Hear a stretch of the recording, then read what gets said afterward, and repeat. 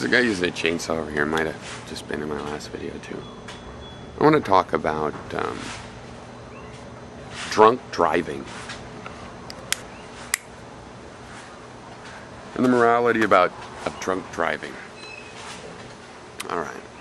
First of all, let's think about this now. Drunk driving is, we all agree, is a crime. Should be punished.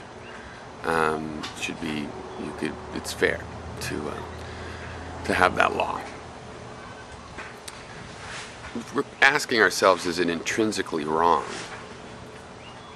to be drunk and get in a car? You can't think of every single detail in every single situation and average it out. We're talking about, is it intrinsically, no matter what, does there exist a situation in which it's okay to drink and get in a car? Well, I mean, one, how much did the person drink? You know. Two, anytime you get in the car, it's a risky machine, you know. Same things can happen even if you're not drunk, you know. And if those don't mean that you can't drive at all, then they don't mean that you can't drive impaired certain ways. Okay.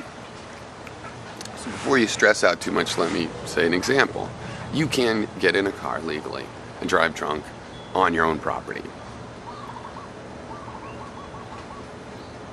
You know, if it's a big piece of property, let's say it's a 100-acre estate with 5 houses, you know, your parents and, you know, your 3 siblings, family, and yourself, you all have houses. And, you know, if you want, you all say, yeah, we can, you know, drive drunk, but you have to be on your way home, you know. And this is to facilitate so they can all get together. They don't have to walk home in the rain or whatever it is. They could do it. They could make that agreement. It wouldn't be that hard to say, well, some safety rules, like you can't just go out for a joyride. Or they could have vehicles that only go 50. It's all golf carts, you know.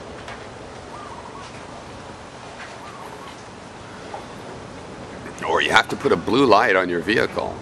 And you see where I'm going with this. I mean, if it's 100 years later and they've bought 1,000 acres and there's now hundreds of families and they've all had this agreement from the time when it was just a close-knit family. They all can come and go, and they know these rules. You know, whether it was right or wrong would depend on if people were dying as a result of it. You know, did it work? Because the point is not to separate an intoxicated person from a vehicle. It's to avoid a dangerous situation. But another thing about this is that when you are punishing people because of a potential problem, it's the group of people potentially harmed are the ones that can make these prescriptions, right? So on a private piece of private property, the people that would have a say morally in the rules of this would be the people that own the private property. Right? Now, a system like that is easier to imagine if it is just a small family and people know each other and they know, yeah, John drinks, but he also drives like 10 miles an hour and he doesn't swerve, or, you know, when you know the person. In a big society, I can't really see agreeing, okay, you can drive drunk, but you just have to be safe, you know, because we just don't know people to have that kind of trust. And statistically, I don't want to do that with people that I don't know very well. So people get confused with something like drunk driving. It's so irresponsible, and it was not punished. When I was a kid, it was still like it just wasn't that big of a deal, and just starting to be, I guess, but not compared to now, not the stigma. And so people go with the successfully creating a stigma, which is fine, but then they take it metaphysically true, like there's something inherently wrong with it. No, there's something inherently wrong with endangering other people, with involving other people in risks that they didn't want to be involved with. But if it's your house and there is nobody else on it, obviously it doesn't matter.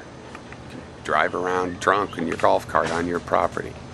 Now, if there are other people, I don't think it's a property right thing. I think those other people have a say.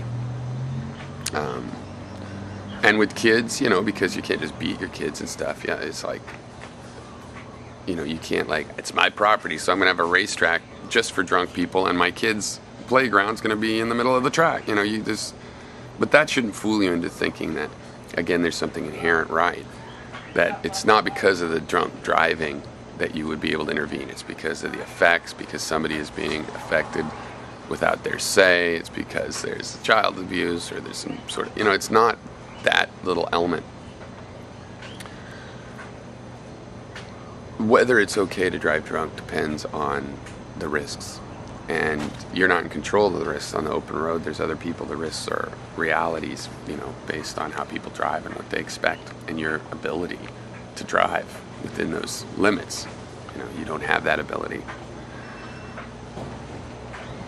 But I wouldn't mind if people in neighborhoods were allowed to drive golf carts drunk to get home. Just like you have to be on your way home. Because there's people in neighborhoods that go over to a friend, they got to drive a half mile home. Couldn't they have a safe way? I would be fine with that. And arguments for or against it would have to be made in terms of fatality statistics and things. And yeah, we can be predictive, but you don't pretend you know the future. You're going to limit people's freedom. You have to justify it scientifically with statistics.